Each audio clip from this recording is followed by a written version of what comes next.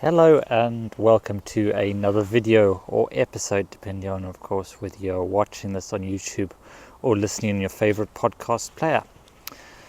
So today, I'd say this episode, this vlog, is going to be maybe a little bit different. I mean, it's one that I wasn't sure that I was going to make up until 2 minutes ago I started recording, and I don't know who needs to hear this and who can I'm hoping that someone will get some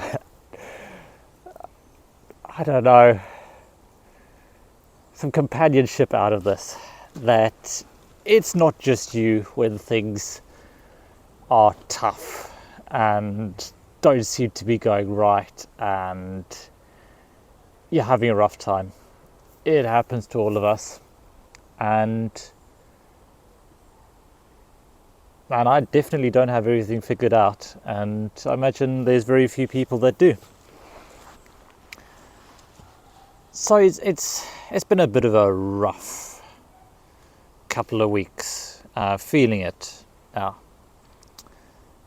I mean, partly it's winter time. It's always a bit harder for those of us who grew up in sunnier countries.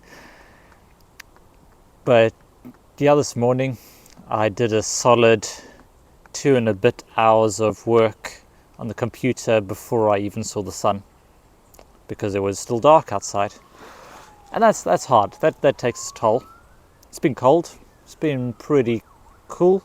I've had some days where my feet have been frozen for 6 hours, and that's been rough. The wet weather and the challenging winds means I've cancelled a few sessions here and there, which hasn't been great for cash flow. Worked out this morning that an accounting error with the last couple of months means that the amount of free money flowing through the business isn't amazing, and I'm not sure I'm going to pay myself over Christmas, because that accounting error kind of wiped out my holiday pay that I had set aside. So, in other words, not a fantastic month at all, and I'm kind of going through all of the thoughts and processes of designing the next year or two, because it's going to be 2026 before we know it. I mean, just a short hop across from Christmas. It's not in the Christmas spirit yet. Just a short hop across that. And one of the big realizations that I've had this morning is that I've just been tinkering around the edges with pricing in many ways. And gotta admit that some of it is tied to those two things that I find a lot of leaders struggle with. It's first of all that accessibility, that being able to offer sessions for everyone. But then, I mean, I don't know whether this is something a lot of other people struggle with, but I would imagine so. There are elements of self-esteem and self-worth in there as well, that when you are setting your own prices and putting a number to your skills and your ability and your sessions, it's different when you're employed, because that's set somewhat by your employer. I mean, you can argue against it, but essentially most of it is benchmarked. But if you get asked out of the blue, okay, what is your number? What are you worth? Because that's what you're really asking yourself when you are deciding how much you should charge. That's the core. It comes to a core question of self-worth in many cases. How much do you think your skills and abilities are worth? because I know for a fact there's going to be people out there that earn more than me but don't have my skill set. And a lot of it's be holding back that kind of twin self-worth and accessibility. And just thinking through the whole process, looking through everything, benchmarking myself against other providers, all of that work that I've done this morning has made me realize that what I've been doing is attempting to offer a premium forest school for community forest school prices, because that's what we all in some ways strive for. And this is something that is been a big push for mine, is that I want my sessions to be high quality. It means we don't just go for the cheapest equipment, we don't go for the cheapest activities. If the group I'm working with want to cook a full English breakfast, I'm not going to say, that's too expensive, let's do crumpets instead. If I'm looking to do spatula making, I'm not going to go, okay, yes, one axe between 10 to 14 children is just fine. They'll just have to wait. Now I'm going to go out and spend the money and buy in. Maybe there might be one axe between two. If it's a small group, eight people, then maybe it's one axe each. And I'm going to keep sessions low. Low numbers. I'm not going to go for 20 children to session or even 15. And when I start going over 10, I feel like I'm not giving enough time to these children, so I'm going to get an assistant in. And that's kind of where I'm going, is that I realizing now I have a lot of skills that have been developed over years. I have a background in teaching. I have gone on over, gotta be hundreds of hours of CPD and bushcraft, from doing the competency certificate training to doing courses with Will Lord, with Frontier Bushcraft, all these organisations, all of this time and money, training in forest school, now the wilderness therapeutic course that I'm doing, the safeguarding training, the advanced level of first aid, so I feel more confident being able to handle bigger tools in more remote locations.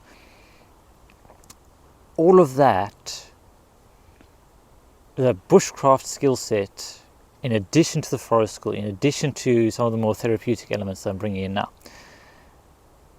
if you add all of that together, that's a premium offer. That is something that I don't see a lot of other forest schools and bushcraft instructors offering. Now, I do also see several that do, because they're in my immediate circle, because I go with where I see professionals and high quality instructors.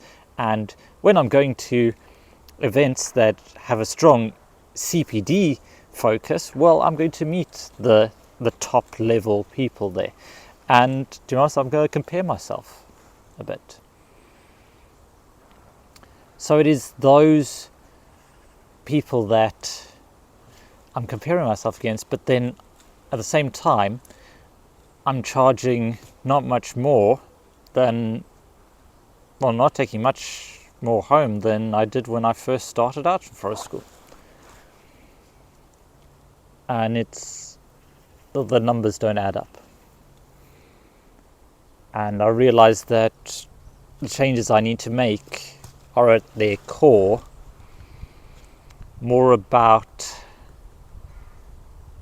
me and my mental self-esteem and the self-worth part of self-esteem. And that's hard. That's hard, thinking that you could be the block.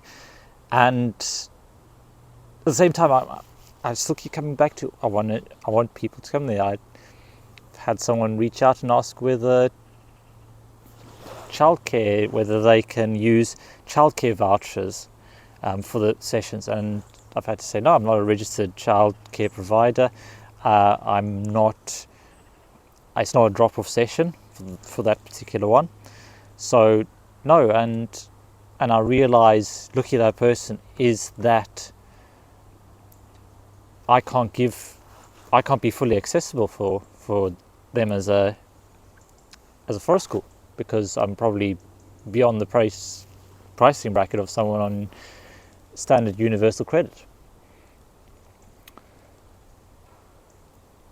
But at the same time, when I was looking at that message and I was thinking, this is the person that's reaching out, that's saying that I could potentially help.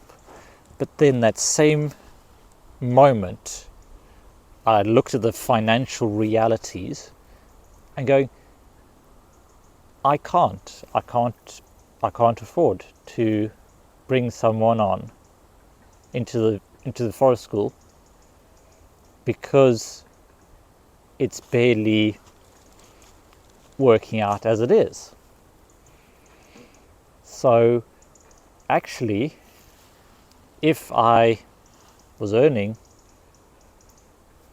more from those sessions, I'd actually feel much more comfortable taking someone on, because the balances are addressed, because I'm meeting my minimum, and if they're starting to get towards fully booked, then I'm pretty close to my target, then I don't mind dropping down a little bit to hit the minimum. But when the minimum's a struggle,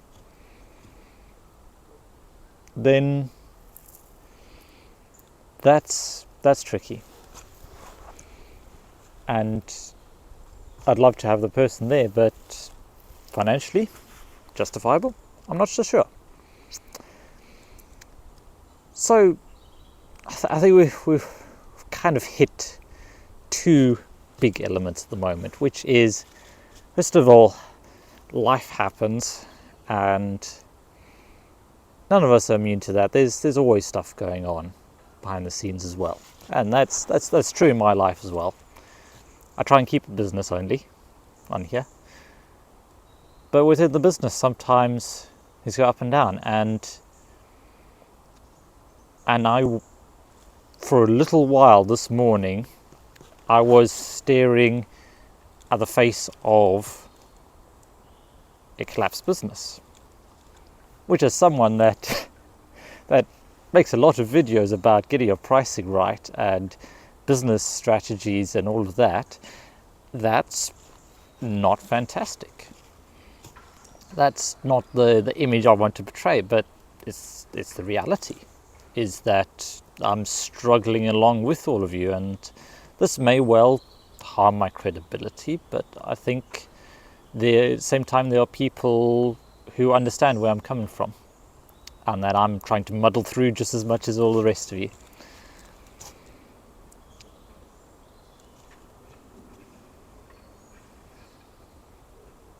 So the question is always way forward. Where's the way forward? Well, got to change my pricing, got to update it, got to change it, got to move it forward. It's got to move with the times, and I think I also need to challenge that kind of, it's almost like a poverty mindset where earning money is a bad thing. That's got to change. You can do good with money, but it's harder to do good without it, I will say. But yes, you've also got to do the mental work, hang around with people that uplift you, but also at the same time be aware of their particular messaging and mindset as well. I've spent time with people that have sacrificed massively. They've sacrificed basically their entire lives to a business and not taken anything out of it, and ended up destroying relationships, and in the end going out of business. And from a point of a business sustainability, a sustainable business is one that can continue being a business and earning money and making profit. So without that, it's a hobby. It's a hobby. I mean, that was something that was challenged my thinking quite a bit, and I've run a whole video on it before. But recent podcast hammered it home again. Recent podcast I was listening to, and they basically said, well, if the job that you're working with, if your business is not earning you enough to live on with a bit of money left over, then it's a hobby. And hobbies are great, but to live and look after your family, you need to have a business. And that's challenging to hear, to think about that, to go, do I just have a hobby, or do I have a business? And I think what I need is a business, and then once I bring on the other side of it, the therapeutic CIC, Ember Path that we work on, then that can be the arm that gives back.